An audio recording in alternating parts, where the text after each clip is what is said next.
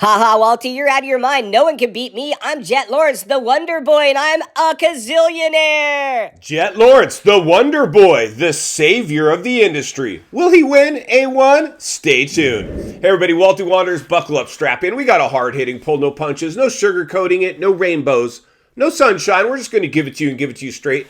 Got a good one to unpackage today. Welcome to the show. I hope you guys are all doing great as we examine the good, the bad, and the ugly, as we read between the lines and look between the MOTO ruts and examine if Jett, the Wonder Boy, the savior of the industry, where all the industry is just falling all over themselves to promote Jetson. Well, one thing's clear.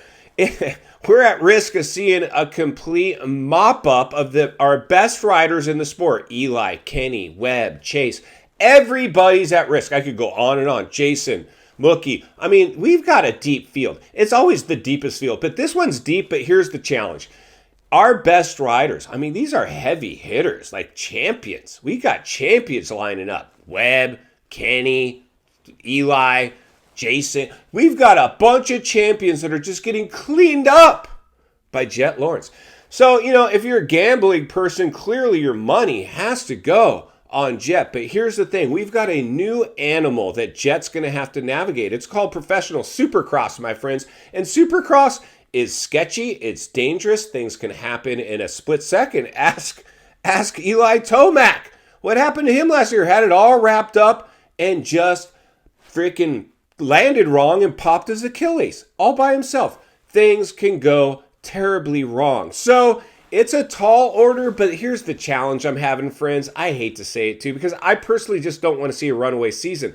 We've got big, heavy hitters, and if Jett goes out there and starts just cleaning up, all these guys now at this stage, they've been paid, contracts have been paid. I mean, it's at this point, really, how much do they have to risk? If they understand, they get out there and they go, this dude is so fast. If it comes down to qualifying and Jett's 2 seconds a lap faster than the next best guy, that's just going to pretty much be the nail in the coffin for this championship. So we'll need a little luck to see if somebody else can, or something happens to Jett. Nobody wants to see anybody get hurt, but we want to see some good racing. We want to see it kept interesting. So I believe we'll see an interesting season. I really think if you're betting on Jett winning, you got to bet he wins. Will it be a runaway season? Possibly, but will he have a bad race or two? Most likely. It's not the outdoors where it's more forgiving, where you can get a bad start and still come through the pack a little easier. There's a lot of things. Now, we've seen some riders in the past, the James Stewart. Yo, what's up, Walty? Jett's good, but I'm better. I'm Bubbalicious, and I'm feeling dangerous.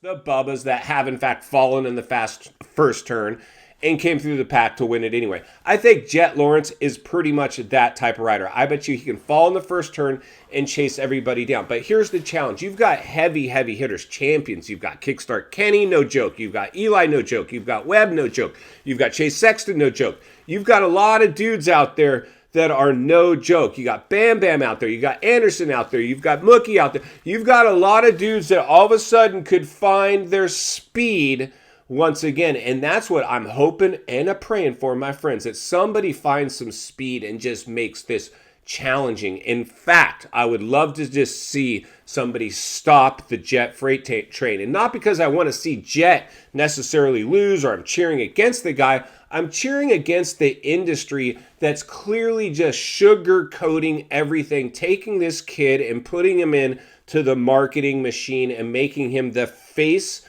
of the industry. I like to let the riding do the talking, to speak for itself, not the industry spinning it.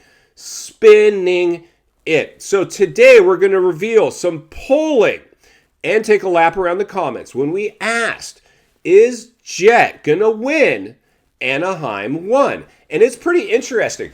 I mean, you'd be surprised. It should be like 99.9% of everybody saying, Walty, of course Jett's going to win. He just smoked everybody last season. In the outdoors and in these off-season races that he's already got a leg over the 450, he pretty much was toying with everybody there as well. But we did some polling, and it was quite revealing. So without further ado, let's jump into some polling and some comments. Then we're going to meet back here to wrap this one up Let's get started. All right, my hard-hitting, no sugarcoating it or rainbows and sunshine race fans, when asked on the Walty Wanderers community page of the YouTube channel, who wins? A1. 14% of you said Kickstart Kenny. 32% of you said Beast Mode. 2% of you said Cooper Webb. 9% said Chase. And 43% of you said the Wonder Boy, Jett Lawrence. Now let's go ahead and take a lap around the comments. First up out of the gate, JC Benson comes in with so many riders with potential not on the list. Get a good start and have guys battling behind. It's literally anyone's to take. I hope Prado surprises us, and I hope Malcolm shows up and shows out. Boom, and there it is there. He's right. We got a bunch of riders that are capable of winning. Let's keep reading. WCZ comes flying into the first corner and almost seizes his motor with, I think the start's the key. The level of competition, if you get a bad start, it's going to be exhausting trying to pass and get to the lead. This is a tough call. It's really anybody's race in these Last but not least, Anthony Egner comes in with, I'm American, and I still think Jett rules the next 5 years. Don't know about this exact race, but Jett will win 75% of all races he's in. And man, bro, I gotta agree with you on this one, even though I'm hoping not. Now let's jump back into the studio so we can wrap this one up. All right, friends, welcome back, and there you go. So here's the thing, friends. Jett Lawrence clearly has the majority of the votes, but not all of them. The next runner-up was Eli, and after that, it was Kickstart Kenny, which in essence tells us what's our podium looking like. What's the highest probability of the A1 podium? It will be Jett on top, then Eli in second, and Kickstart Kenny in third. It'll be interesting. I'm excited to do an A1 disaster wrap-up show because this could, in fact, be our podium. In final thoughts, I come to you as a friend, as a content creator, as a moto guy. Wants to see you not only win on the track, off the track. Understand the waters you're swimming in now. Shark infested. Jetson, it's looking like clearly you're the favorite, but there's going to be some heavy hitters out there. We need these heavy hitters to step up at A1, because if Jetson goes out there and smokes everybody, we're at risk of having not only the most stacked season ever, the most boring season ever. In the meantime, Walty will be here to blow the lid off it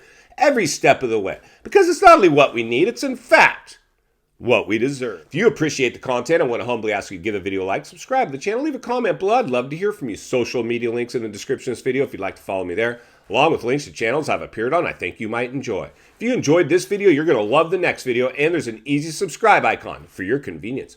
As always, thank you for your time. Don't go over the bars. God bless, and I'll see you on the next video.